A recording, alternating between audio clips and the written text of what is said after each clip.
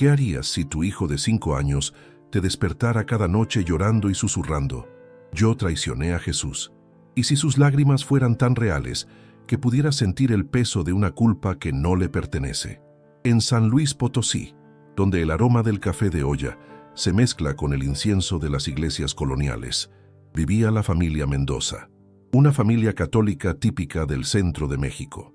Miguel, electricista de la CF, y su esposa Carmen, maestra de preescolar, habían construido una vida sencilla en una casa de adobe con patio de ladrillo rojo en el barrio de Tlaxcala.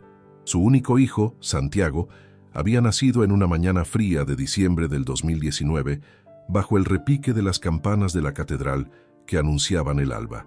Desde sus primeros años fue un niño aparentemente normal. Jugaba con carritos, se divertía con las caricaturas y corría por el patio persiguiendo a Canela, su perra criolla color café. Pero había algo en sus ojos oscuros que inquietaba a Carmen, una melancolía que no correspondía a su corta edad, como si cargara un peso invisible que nadie más podía ver. Los primeros indicios llegaron cuando Santiago cumplió 4 años. Durante las noches, Carmen lo escuchaba hablar solo en su cuarto. Al principio pensó que jugaba con muñecos imaginarios, como hacen todos los niños, pero las palabras que susurraba no eran de juego. Perdóname, maestro, no quise hacerlo. Una madrugada de marzo del 2024, Carmen despertó con el llanto desgarrador de su hijo. Lo encontró sentado en su cama, con las mejillas empapadas, mirando hacia la ventana como si viera algo que ella no podía percibir. «Mami», le dijo con esa vocecita aguda que aún conservaba, «soñé otra vez con el hombre de las túnicas blancas. Él me miraba muy triste y yo tenía monedas en las manos que me quemaban». Carmen sintió un escalofrío recorrerle la espalda. Se sentó en la cama y abrazó a su pequeño hijo, sintiendo cómo su cuerpecito temblaba. «Fue solo un sueño, mi amor. Los sueños no son reales». Santiago levantó sus ojos hinchados y la miró con una seriedad que la desarmó por completo. «No era un sueño, mami. Yo estaba ahí. Yo le di el beso que no debía dar». Esas palabras quedaron suspendidas en el aire de la habitación infantil, entre los juguetes esparcidos y los dibujos pegados en la pared, como una confesión imposible salida de labios demasiado pequeños para entender su significado. Carmen no sabía que esa sería la primera de muchas noches sin dormir, y que lo que acababa de escuchar era apenas el inicio de algo que cambiaría para siempre su comprensión sobre la vida, la muerte y el misterio del alma humana. Los días siguientes transcurrieron con una normalidad forzada en la casa de los Mendoza. Miguel se levantaba cada mañana a las 6, cuando el gallo del vecino don Aurelio rompía el silencio del barrio de Tlaxcala. El aroma de los frijoles refritos que Carmen preparaba se mezclaba con el café recién molido, creando esa atmósfera hogareña que había caracterizado su matrimonio durante 8 años. Santiago desayunaba sus chilaquiles rojos mientras veía caricaturas en la televisión pequeña de la cocina. Parecía el mismo niño de siempre. Se reía con el Chavo del Ocho, pedía más salsa en sus frijoles y jugaba con Canela bajo la sombra del naranjo que daba frutos desde hacía 20 años. Pero Carmen había empezado a notar detalles que antes pasaban desapercibidos. Pequeñas grietas en la rutina que se iban haciendo más evidentes con cada día que pasaba. Santiago rechazaba categóricamente ir a la iglesia los domingos. Antes era su actividad favorita. Le encantaba ver las velas prendidas y escuchar el órgano resonar entre las columnas de cantera rosa de la catedral. Ahora, cada vez que Carmen mencionaba la misa dominical, el niño se ponía pálido y comenzaba a temblar como una hoja en el viento del altiplano potosino. «No quiero ver las imágenes, mami. Me da miedo que me reconozcan», susurraba mientras se escondía detrás de las faldas de su madre. Carmen intentaba consolarlo, pero esas palabras la desconcertaban profundamente. Reconocer. ¿Quién podría reconocer a un niño de 5 años en una iglesia llena de feligreses pacíficos? Una tarde sofocante de abril, mientras Carmen corregía tareas de sus alumnos de preescolar en la mesa del comedor y el ventilador de techo creaba una brisa artificial que movía los papeles. Santiago se acercó con un dibujo que había hecho con sus crayones de colores. Era una escena extraña y perturbadora. 13 figuras sentadas alrededor de una mesa en forma de U, todas vestidas con túnicas de colores diferentes. Una de ellas Más pequeña que las demás, tenía lágrimas dibujadas con color azul que parecían gotear del papel. En el centro de la mesa había algo que parecía pan partido y una copa. «¿Qué es esto, mi amor?», preguntó Carmen, sintiendo que se le hacía un nudo en el estómago y que el aire acondicionado no lograba refrescar el sudor frío que comenzaba a brotarle de la frente. «Es la última comida del maestro. Ahí estoy yo», señaló la figura que lloraba con su dedito pequeño, manchado de crayón verde. Yo sabía lo que iba a pasar, pero ya no podía detenerlo. Las monedas ya estaban en mi bolsa. Carmen dejó caer el lápiz rojo que usaba para calificar. En el dibujo de su hijo de 5 años, había detalles que ningún niño de su edad debería conocer. La mesa tenía esa forma específica en U, que solo aparecía en representaciones históricas especializadas, no en los libros de catecismo infantil que Santiago hojeaba en la escuela. «Santiago, ¿dónde viste una mesa así? ¿En la televisión? ¿Te lo enseñó la maestra Lupita en el jardín?». El niño negó con la cabeza, con esa terquedad que solo tienen los pequeños cuando saben algo con absoluta certeza. «No la vi, mami. Yo estuve sentado ahí en esa silla de madera que tenía una astilla que me lastimaba la pierna. El maestro partió el pan y nos dijo que uno de nosotros lo iba a entregar a los soldados. Todos se pusieron muy tristes, pero yo ya sabía que hablaba de mí». El silencio que siguió era tan denso que se podía escuchar el zumbido del refrigerador y el ladrido lejano de los perros del barrio. Esa noche, Carmen le contó todo a Miguel cuando regresó del trabajo con las manos manchadas de grasa y olor a cables eléctricos. Su esposo, hombre práctico acostumbrado a resolver problemas con lógica y herramientas, escuchó en silencio mientras se quitaba las botas embarradas en el patio bajo la luz amarillenta del foco que colgaba sobre la puerta. «Debe ser algo que vio en la escuela», murmuró finalmente, lavándose las manos en el lavadero de cemento. «Los niños tienen mucha imaginación. A lo mejor vio alguna película en casa de algún amiguito». Pero 3 días después, durante el desayuno del jueves, cuando el sol apenas comenzaba a calentar las paredes de adobe de la casa, Santiago hizo algo que los dejó completamente helados. Al ver que Miguel se persignaba para bendecir los alimentos, como hacía cada mañana desde que era niño, Santiago se puso de pie en su silla de plástico azul y comenzó a recitar una oración que ninguno de los dos había escuchado jamás. «Baruch atah Adonai, Eloheinu melech haolam, hamotzi lechem min haaretz». Las palabras salieron de su boca con una pronunciación perfecta, con los tonos y acentos precisos, como si llevara años practicándolas junto a un rabino experimentado. Miguel y Carmen se miraron por encima de la mesa sin poder articular palabra, sintiendo cómo el desayuno se enfriaba, mientras el mundo que conocían comenzaba a tambalearse. «¿Qué dijiste, hijo?», preguntó Miguel con la voz más calmada que pudo reunir, aunque sus manos temblaban ligeramente al sostener la taza de café. Santiago los miró con esos ojos que parecían guardar secretos milenarios, secretos que ningún niño de 5 años debería cargar. «Es la bendición del pan, papá». Así bendecía el maestro cada comida. Siempre empezaba igual, con las mismas palabras que su papá le había enseñado. Carmen sintió que el aire se volvía denso en la cocina. El olor a café y tortillas recién hechas se mezcló con algo más, algo que no podía identificar pero que le recordaba al incienso de las iglesias antiguas, a ese aroma que permanece impregnado en los muros de piedra durante siglos. «¿Dónde aprendiste esas palabras, Santiago?». El niño se encogió de hombros y siguió comiendo sus huevos revueltos como si nada hubiera pasado, como si recitar oraciones en un idioma muerto fuera tan normal como pedir más jugo de naranja.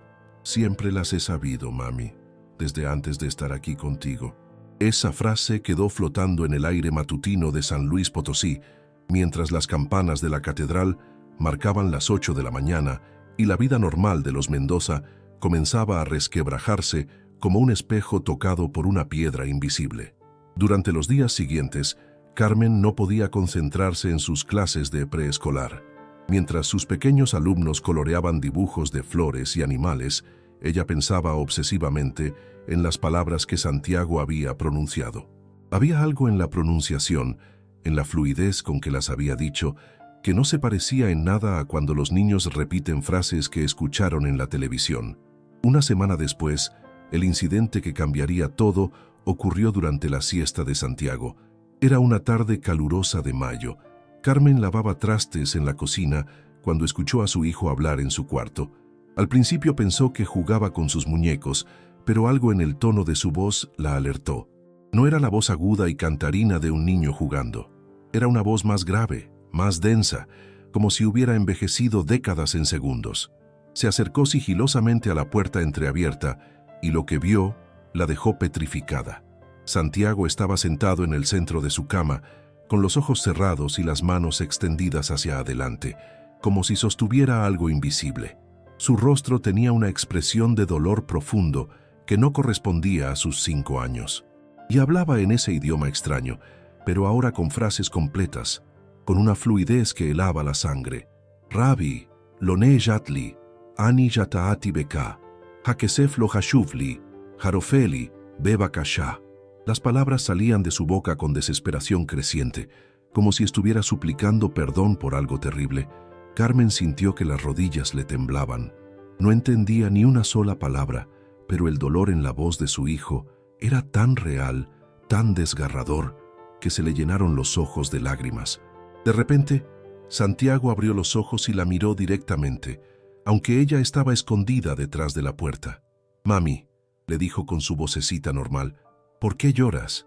Carmen entró al cuarto y se sentó en la cama junto a él, tratando de controlar el temblor en sus manos. «Santiago, mi amor, ¿qué idioma era ese que estabas hablando?». El niño la miró con esa seriedad que ya la tenía acostumbrada.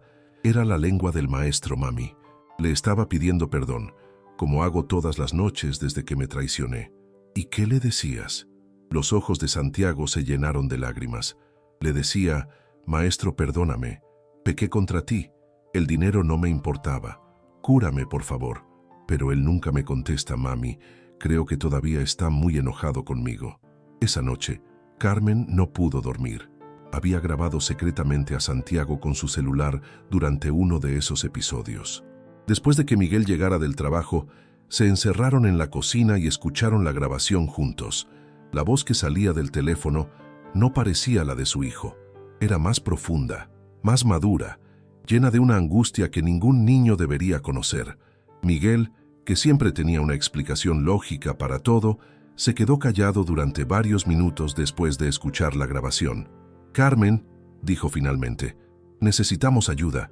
Esto ya no es cosa de niños». Al día siguiente, Carmen tomó una decisión que cambiaría el curso de sus vidas. Llamó a su hermana Rosa, que trabajaba como secretaria en el seminario de San Luis Potosí. Si alguien podía ayudarlos a entender lo que estaba pasando, serían los sacerdotes que habían dedicado su vida a estudiar estos misterios. «Rosa», le dijo por teléfono, tratando de mantener la voz calmada, «necesito que me hagas un favor muy especial. ¿Conoces a algún padre que sepa idiomas antiguos? Tengo una grabación que necesito que alguien traduzca». Su hermana guardó silencio por un momento. «¿Qué tipo de idioma, Carmen?». Creo que es arameo». La respuesta de Rosa la dejó sin aliento. «Hermana, casualmente acaba de llegar al seminario un padre que viene desde Roma, el padre Alessandro Martínez. Él es especialista en lenguas bíblicas. Dice que ha estudiado arameo durante 20 años. Carmen sintió que el corazón se le aceleraba. «¿Podrías preguntarle si puede escuchar la grabación? Tráela mañana». «Pero Carmen, ¿por qué tienes una grabación en arameo?». Carmen miró hacia el cuarto donde Santiago dormía tranquilamente, abrazado a su osito de peluche, como cualquier niño normal de 5 años. «Porque mi hijo está hablando en la lengua de Jesucristo, Rosa, y creo que le está pidiendo perdón por algo que hizo hace 2000 años». Capítulo 4. La traducción que cambió todo el seminario de San Luis Potosí se alzaba como una fortaleza colonial en el centro histórico de la ciudad. Sus muros de cantera rosa habían sido testigos de siglos de oraciones, estudios teológicos y secretos guardados bajo el sello de la confesión. Carmen caminaba por sus pasillos con el celular apretado contra el pecho, como si cargara una bomba que podría estallar en cualquier momento. El padre Alessandro Martínez la esperaba en una oficina pequeña llena de libros antiguos. Era un hombre de unos 60 años, cabello gris perfectamente peinado, ojos azules que parecían haber leído todos los misterios del mundo, y esas manos largas y delgadas que solo tienen quienes han pasado décadas escribiendo y pasando páginas de manuscritos milenarios. «Señora Mendoza», dijo con un ligero acento italiano que hacía que cada palabra sonara como una pequeña oración. «Su hermana me contó que tiene una grabación en arameo. Debo confesarle que estoy muy intrigado. Es extremadamente raro encontrar a alguien que hable este idioma con fluidez fuera de los círculos académicos más especializados». Carmen le extendió el teléfono con manos temblorosas. «Padre, antes de que escuche esto, necesito decirle algo. La voz que va a oír es la de mi hijo de 5 años». El padre Alessandro frunció el ceño, pero tomó el teléfono y se colocó unos auriculares. Carmen observó su rostro mientras escuchaba la grabación. Al principio sus facciones mostraban curiosidad profesional, después sorpresa, luego algo que parecía ser shock genuino. Cuando terminó de escuchar, se quitó los auriculares lentamente y se quedó en silencio durante varios minutos. El tic-tac del reloj antiguo que colgaba en la pared llenaba la oficina con un sonido que parecía contar los segundos de la eternidad. «Señora Mendoza», dijo finalmente, con una voz que había perdido toda su serenidad pastoral, «¿está usted completamente segura de que esta voz es la de su hijo?» «Sí, padre. Lo grabé yo misma». El sacerdote se levantó de su silla y comenzó a caminar de un lado a otro de la oficina, como hacen los académicos cuando se enfrentan a algo que desafía todo lo que creían saber. «Lo que acabo de escuchar es arameo galileo del siglo I. No el arameo que se enseña en las universidades, sino una variante dialectal específica de la región de Galilea en tiempos de Cristo». Carmen sintió que se le secaba la boca. «¿Y qué dice la grabación, padre?» El padre Alessandro la miró directamente a los ojos. Su hijo está diciendo: «Maestro, perdóname. Pequé contra ti. El dinero no me importaba. Era el miedo, solo el miedo. Cúrame, por favor. No me abandones en las tinieblas». Y al final agrega algo que me resulta imposible de explicar. ¿Qué cosa? Dice: «Yo soy Judas, hijo de Simón Iscariote. Déjame regresar para arrepentirme». El silencio que siguió era tan profundo que Carmen podía escuchar su propio corazón latiendo. Las paredes de la oficina, llenas de crucifijos e imágenes de santos, parecían presionar sobre ella como si el peso de 2000 años de historia cristiana hubiera caído sobre sus hombros. «Padre», susurró, «¿es posible que mi hijo sea...?»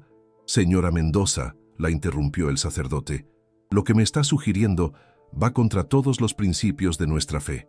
La reencarnación no es una doctrina católica». Sin embargo, se detuvo y se volvió hacia la ventana que daba al patio del seminario, donde algunos seminaristas jóvenes caminaban tranquilamente entre los naranjos. «Sin embargo, no puedo explicar cómo un niño de 5 años puede hablar arameo galileo con una pronunciación perfecta. Es técnicamente imposible». Carmen sentía que el mundo se tambaleaba bajo sus pies. «¿Qué debemos hacer, padre? Necesito conocer al niño. Necesito hacerle algunas preguntas. Pero antes, debo advertirle algo». El padre Alessandro se acercó a su escritorio y sacó de un cajón un libro muy antiguo, encuadernado en cuero gastado. «He dedicado mi vida a estudiar los evangelios apócrifos, los textos que la Iglesia no incluyó en la Biblia oficial. Hay algunos manuscritos muy antiguos que mencionan que Judas, antes de suicidarse, tuvo un encuentro final con Cristo resucitado». Carmen se inclinó hacia adelante, hipnotizada por las palabras del sacerdote. Según estos textos, Judas le suplicó a Jesús una oportunidad de redimirse, y Cristo, en su infinita misericordia, le habría prometido que su alma tendría una segunda oportunidad, pero que sería un camino largo y doloroso.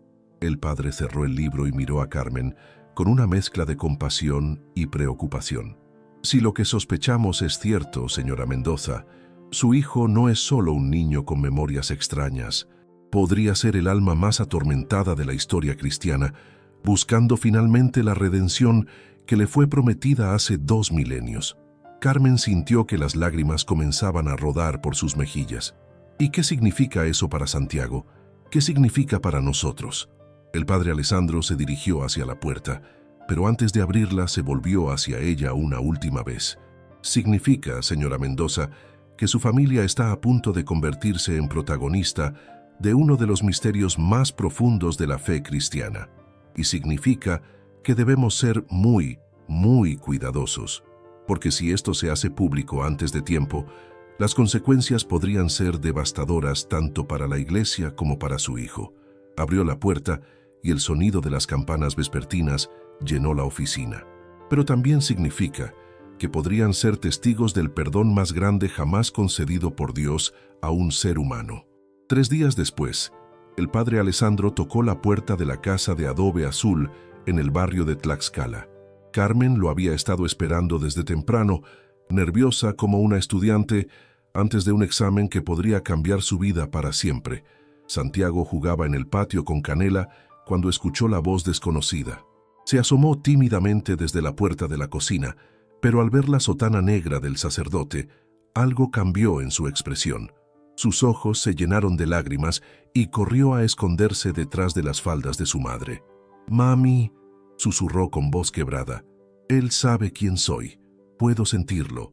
El padre Alessandro se acercó lentamente y se arrodilló para quedar a la altura del niño. Su experiencia de décadas con feligreses le había enseñado que los niños perciben la sinceridad de manera instintiva. «Hola, Santiago. Mi nombre es Alessandro. ¿Puedes platicar conmigo un ratito?» El niño asintió, pero no soltaba la mano de Carmen. Se sentaron en el patio bajo la sombra del naranjo, donde el aire olía a azahares y el ruido de la ciudad quedaba amortiguado por los muros gruesos de la casa colonial. «Santiago», comenzó el padre con voz suave, «tu mamá me dijo que a veces recuerdas cosas de hace mucho tiempo. ¿Es cierto?» El niño lo miró con esos ojos que parecían cargar el peso de siglos. «Sí, padre. Recuerdo cuando traicioné al maestro.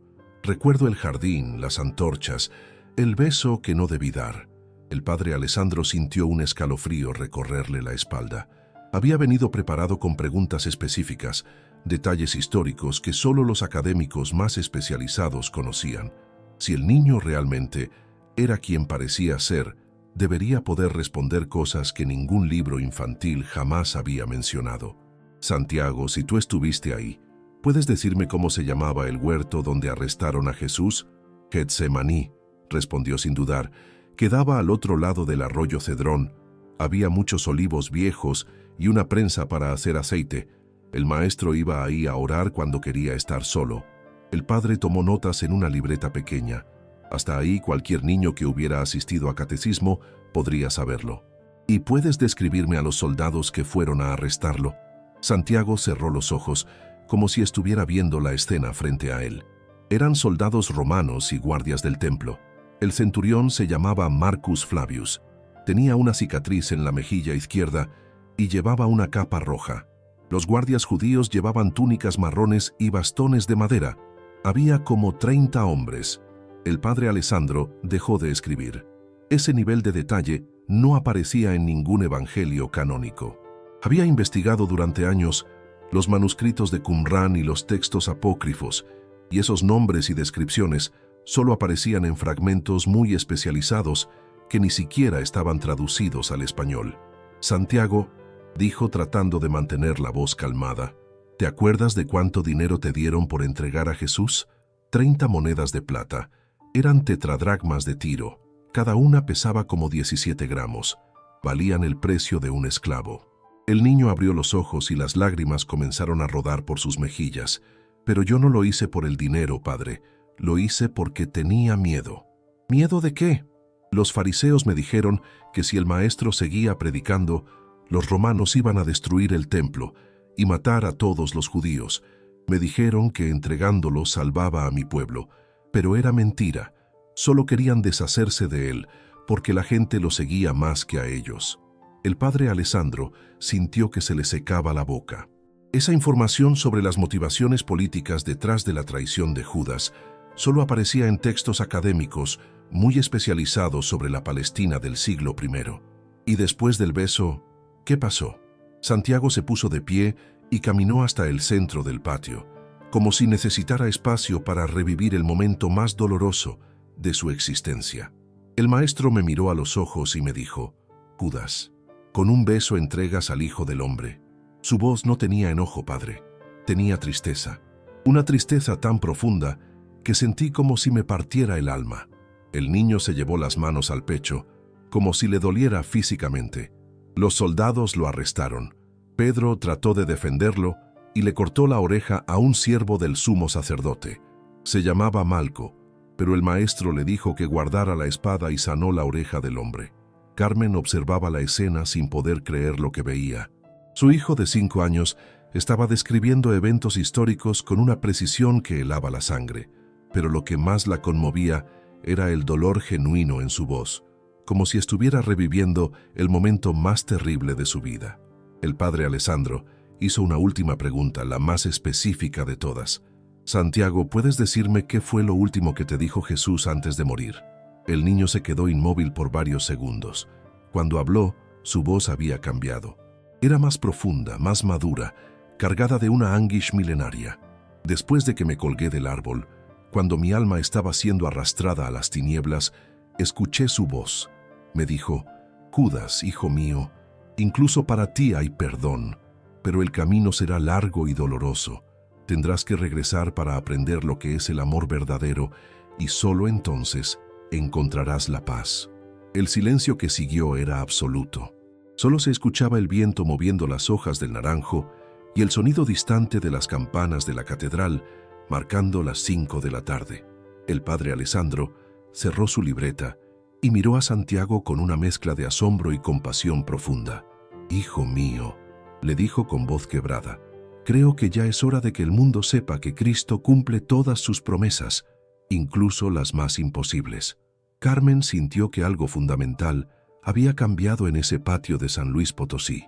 Ya no era solo la madre de un niño con memorias extrañas, era la madre del alma más atormentada de la historia, que había regresado después de 2000 años buscando la redención que Jesús le había prometido.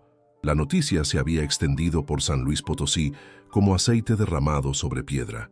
El niño que hablaba arameo, el pequeño que decía ser Judas Iscariote, había llegado a oídos del obispo Diego Monroy. Lo que comenzó como susurros en el seminario se convirtió en una investigación oficial de la iglesia. Una semana después de la visita del padre Alessandro, 3 automóviles negros se estacionaron frente a la casa de los Mendoza. Habían llegado desde la Ciudad de México. El padre Joaquín Herrera, especialista en fenómenos inexplicables del Vaticano, la doctora Elena Vázquez, psiquiatra infantil de la UNAM, y Monseñor Carlos Aguirre, representante directo del arzobispado. Carmen había vestido a Santiago con su mejor ropa, pantalón azul marino, camisa blanca y zapatos que solo usaba para las bodas familiares. El niño parecía tranquilo, como si hubiera estado esperando este momento toda su corta vida. La prueba decisiva tendría lugar en la Catedral de San Luis Potosí, ese templo barroco que había sido testigo de siglos de oraciones y milagros. Era domingo por la tarde, cuando el eco de la misa vespertina aún resonaba entre las columnas de cantera rosa. Monseñor Aguirre había preparado un experimento que determinaría de una vez por todas la veracidad de las afirmaciones de Santiago. En el altar mayor habían colocado 30 réplicas exactas de tetradracmas de Tiro, las mismas monedas que se usaban en Jerusalén en el siglo I. Entre ellas, había mezclado monedas de diferentes épocas y regiones.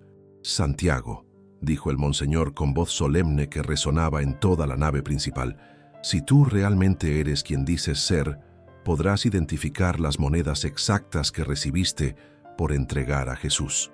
El niño caminó lentamente hacia el altar. Sus pasos pequeños sobre el mármol creaban un eco que parecía multiplicarse infinitamente entre las bóvedas. Carmen lo siguió a distancia, con el corazón latiendo tan fuerte que estaba segura de que todos podían escucharlo. Santiago se detuvo frente a la mesa donde estaban esparcidas las 60 monedas. No dudó ni un segundo. Con precisión milimétrica, comenzó a separar exactamente 30 tetradracmas de Tiro, colocándolas en una pila aparte. «Estas», dijo con voz clara que se amplificaba naturalmente en la acústica de la catedral, «estas son las monedas que me quemaron las manos durante 3 días antes de tirarlas en el templo». La doctora Vázquez se acercó para examinar la selección. Había elegido correctamente cada una de las réplicas auténticas, sin tocar ninguna de las monedas de otras épocas que habían puesto como distractores. Pero lo que vino después dejó a todos sin aliento. Santiago tomó las 30 monedas en sus pequeñas manos y las levantó hacia el crucifijo colonial que presidía el altar mayor. Sus ojos se llenaron de lágrimas y comenzó a hablar en arameo, pero esta vez con una voz que resonaba con autoridad sobrenatural. Adonai, Rabbi Sheli, Ani Choser Leja. Salachtali, Haham Gislachli. El padre Herrera, que entendía arameo, palideció visiblemente. Santiago había dicho: Señor, mi maestro, regreso a ti. ¿Me has perdonado? ¿Me perdonará el pueblo? En ese momento, algo inexplicable ocurrió en la Catedral de San Luis Potosí. Una luz dorada comenzó a filtrarse a través de los vitrales, aunque afuera estaba completamente nublado. La luz se concentró alrededor de Santiago, creando un resplandor suave que parecía emanar de su propia piel. El aire se llenó de un aroma a mirra y incienso que no tenía fuente visible. Y entonces, Santiago comenzó a levitar. Sus pies se separaron del suelo de mármol apenas unos centímetros, pero lo suficiente para que todos los presentes pudieran verlo claramente. Flotaba frente al altar mayor como una pequeña aparición, con las monedas aún en sus manos y lágrimas de alegría rodando por sus mejillas. Una voz que no era la suya, sino más profunda y llena de una autoridad que atravesaba el alma, salió de sus labios. Judas, hijo de Simón Iscariote, tu arrepentimiento ha sido escuchado. Tu penitencia de 2000 años ha terminado. Ahora eres Santiago, hijo de Miguel y Carmen, y eres amado. El perdón que buscabas te ha sido concedido desde el momento en que sentiste el primer dolor por tu traición. Las monedas cayeron de sus manos pequeñas, creando un sonido metálico que resonó como campanadas en la catedral. Santiago descendió suavemente hasta tocar el suelo, y la luz dorada se desvaneció gradualmente. El niño miró a su alrededor con expresión confundida, como si despertara de un sueño muy profundo. Se acercó corriendo a Carmen y se abrazó a sus piernas. «Mami», le dijo con su vocecita normal de 5 años, «ya no me duele el pecho, ya no tengo pesadillas. Creo que el maestro ya no está enojado conmigo». Monseñor Aguirre se acercó lentamente, con las rodillas temblando. En sus 50 años de sacerdocio, nunca había presenciado algo así. Se arrodilló frente a Santiago y le tomó las manos pequeñas. «Hijo mío», le dijo con voz quebrada por la emoción, «¿sabes lo que acaba de pasar?». Santiago asintió con una sonrisa que irradiaba una paz que ningún niño de 5 años debería conocer. «Sí, monseñor, el maestro me perdonó. Me dijo que ya puedo ser solo Santiago, que ya no tengo que cargar con lo que hizo Judas. Me dijo que ahora mi trabajo es enseñarle a la gente que no hay pecado tan grande que no pueda ser perdonado». El silencio en la catedral era absoluto. Los 5 adultos presentes sabían que acababan de ser testigos del milagro más extraordinario de sus vidas. No solo habían confirmado la reencarnación del apóstol más atormentado de la historia, sino que habían presenciado su redención final. Carmen abrazó a su hijo y sintió que algo fundamental había cambiado. Ya no era el niño que lloraba por las madrugadas pidiendo perdón, era Santiago Mendoza, de 5 años, que había sido elegido para demostrar al mundo que el amor de Cristo puede sanar incluso las heridas más profundas del alma humana. 6 meses habían pasado desde aquel domingo extraordinario en la Catedral de San Luis Potosí. La vida en la casa de adobe azul había regresado a una normalidad que jamás volvería a ser completamente normal. Santiago jugaba en el patio con Canela, persiguiendo mariposas amarillas entre las flores del naranjo. Había cumplido 6 años en diciembre, con una fiesta sencilla donde sopló las velitas, pidiendo un deseo que solo él conocía. Ya no lloraba por las madrugadas, ya no hablaba en arameo, ya no temblaba al ver las imágenes de Jesús en la iglesia, pero algo había quedado. Carmen lo observaba desde la cocina, mientras preparaba agua de Jamaica. Su hijo tenía una serenidad que no correspondía a su edad, una sabiduría silenciosa que se manifestaba en pequeños gestos cotidianos. Cuando veía a alguien triste, se acercaba sin palabras y le tomaba la mano. Cuando sus compañeros de kinder se peleaban, él los consolaba con una paciencia que asombraba a la maestra Lupita. «Es como si llevara luz dentro», le había dicho la maestra a Carmen. «Los otros niños lo buscan cuando están tristes. Es como si supieran que él entiende el dolor de manera diferente». El caso de Santiago nunca se hizo completamente público. El Vaticano había clasificado el expediente como fenómeno auténtico bajo investigación. Monseñor Aguirre visitaba a la familia una vez al mes, no como investigador, sino como el abuelo espiritual que Santiago nunca había tenido. Una tarde de abril, mientras el calor anunciaba la llegada del verano potosino, Santiago se acercó a Carmen con un dibujo que había hecho en la escuela. Era la imagen de un niño de cabello castaño que abrazaba a una figura luminosa de túnica blanca. Ambos sonreían. En la parte superior, con letra infantil pero clara, había escrito: «Ya somos amigos otra vez». «¿Quiénes son, mi amor?», preguntó Carmen, aunque ya conocía la respuesta. «Soy yo y el maestro», respondió Santiago con naturalidad. «Ya no está enojado. Me dijo que mi trabajo ahora es contarle a la gente que él perdona todo siempre, incluso las cosas muy, muy feas». Esa noche, después de acostar a Santiago con una canción de cuna sobre angelitos que cuidan a los niños buenos, Carmen y Miguel se sentaron en el patio bajo las estrellas que brillaban sobre San Luis Potosí.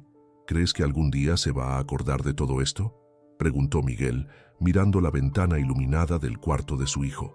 Carmen tomó la mano áspera de su esposo, curtida por años de trabajo con cables y herramientas. «No importa si se acuerda o no. Lo que importa es que ahora lleva dentro la certeza de que no hay error tan grande que no pueda ser perdonado. Y esa certeza va a ayudar a muchas personas durante toda su vida». Un año después, Santiago comenzó la primaria. Se volvió el niño más popular de su clase, no por ser travieso o gracioso, sino porque tenía esa capacidad extraña de hacer que otros se sintieran mejor. Cuando alguien hacía algo malo, Santiago era el primero en decir: «No importa, todos nos equivocamos. Lo que importa es pedir perdón». Los maestros comentaban que nunca habían visto a un niño tan pequeño con tanta capacidad de compasión. El padre Alessandro, que se había convertido en amigo de la familia, visitaba Santiago cada vez que pasaba por San Luis Potosí.